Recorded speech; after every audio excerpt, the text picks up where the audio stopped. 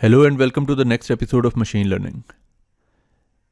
हम यहाँ पे बात करेंगे डाटा की प्री प्रोसेसिंग की, कि इसकी ज़रूरत क्यों पेश आती है। इस बात को समझने के लिए हम एक केस स्टडी एग्जांपल लेते हैं, जिसमें कि हमारे पास ये डाटा जो नज़र आ रहा है इसको हम अंडरस्टैंड करते हैं। इसमें 4 कॉलम्स हैं: कंट्री, एज, सैलरी और परचेज्ड। इन चारों कॉलम्स में एक ऐसी कंपनी का सर्वे का डाटा मौजूद है जिसने कि एक नई प्रोडक्ट बनाई है, और वो सर्वे के मुताबिक ये फिगर आउट करना चाहती है कि कौन से लोग किस मुल्क के कितनी सैलरी रखते हुए वो हमारी नई जो प्रोडक्ट हमने बनाई है वो उसको परचेज़ करेंगे या नहीं करेंगे। इसका मकसद टारगेटेड मार्केटिंग हो सकता है। फॉर एग्जांपल, उन्होंने जो मार्केटिंग करनी है, जैसा कि आजकल रिकमेंडर सिस्टम्स हैं, उस नोयत का काम ये सिस्टम करेगा और वो बताएगा कि किस नोयत के क्लाइंट को हम मार्केट करें अपनी प्रोडक्ट और किसको ना करें। तो मार्केटिंग का बजट स्मार्टली इस्तेमाल किया जा सकता है इस तरह का सिस्टम बिल्ड करके। यहाँ पे जो डाटा हमें नज़र आ रहा है, इस डाटा के अंदर कुछ मिसिंग वैल्यूज़ हैं जो कि येलो में हाईलाइटेड आपको नज़र आ रही हैं। तो सबसे पहली चीज़ जो हम कर सकते हैं इसके लिए वो ये कर सकते हैं कि इन रोज़ को 7 नंबर और 9 नंबर जो एक्सेल में नज़र आ रही हैं इनको हम रिमूव करते हैं। अगर हम इन रोज़ को रिमूव कर देंगे तो इस सूरत में क्या होगा कि हमारे पास डाटा पहले ही कम है, तो ये डाटा और ज़्यादा कम हो जाएगा। इसी के साथ साथ हो सकता है कि इनमें बड़ी यूज़फुल इंफॉर्मेशन हो जिसको हमें लूज़ नहीं करना चाहिए। तो एक तरीका क्या है, प्री प्रोसेसिंग के अंदर हम इन मिसिंग वैल्यूज़ को फिल करने की कोशिश कर सकते हैं किसी भी एक ख़ास स्मार्टर तरीके से। इसी के साथ जो दूसरी चीज़ है वो ये है कि हमारे पास कुछ ऐसे डाटा के कॉलम्स हैं जो कि टेक्स्ट के फॉर्मेट में लिखे हुए हैं। इन टेक्स्ट के फॉर्मेट में लिखे हुए डाटा के कॉलम्स को मशीन प्रोसेस नहीं करती। मशीन चाहती है कि वो नंबर्स की फॉर्मेट में डाटा को कन्वर्ट करे, क्योंकि बहुत सारे हमारे जो मशीन लर्निंग के मॉडल्स हैं वो इन टर्न नंबर्स की प्रोसेसिंग कर रहे होते हैं।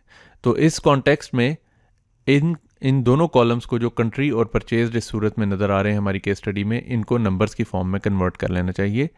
तो इस चीज़ को हम क्या कहेंगे कि हम डाटा को कैटेगोरिकल बनाते हैं। तीसरी चीज़ जो हमें नज़र आ रही है वो ये है कि अगर हम दरमियान वाले दोनों कॉलम्स को देखें तो एक बात बड़ी वाज़ेह नज़र आ रही है कि सैलरीज और एज, इन दोनों की जो रेंजेस हैं ये रेंजेस बहुत डिफरेंट हैं। एज जो है वो टेंस में एग्जिस्ट कर रही है, जबकि सैलरी टेंस ऑफ थाउजेंड्स में है। तो इस सूरत में जब वेरिएबल्स की फॉर्म में ये एक इक्वेशन में मैप होते हैं तो सैलरी के वेरिएबल की वैल्यूज़ बहुत बड़ी और एज के वेरिएबल की वैल्यूज़ बहुत कंपैरेटिवली छोटी होती हैं। सैलरी ओवरवेल्म करना शुरू कर देती है और उसी की बुनियाद पर डिसीजंस होने शुरू हो जाते हैं। हम ऐसा नहीं चाहते।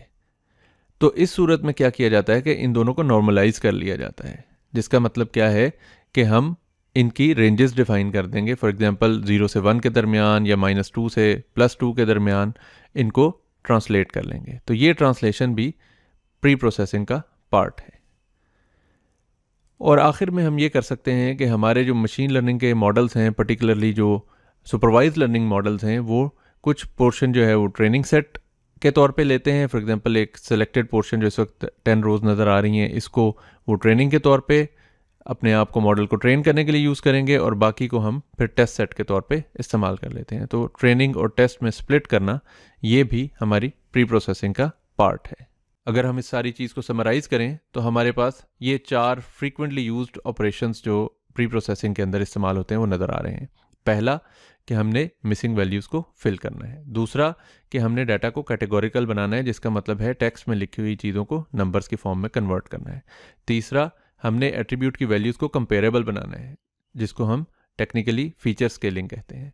और चौथा कि हमने सर्टन केसेस में ट्रेनिंग और टेस्ट के स्प्लिट करना होता है, यानी कि एक पोर्शन ऑफ डाटा जो है वो मॉडल की ट्रेनिंग के लिए इस्तेमाल होता है और बाकी का पोर्शन टेस्टिंग के लिए।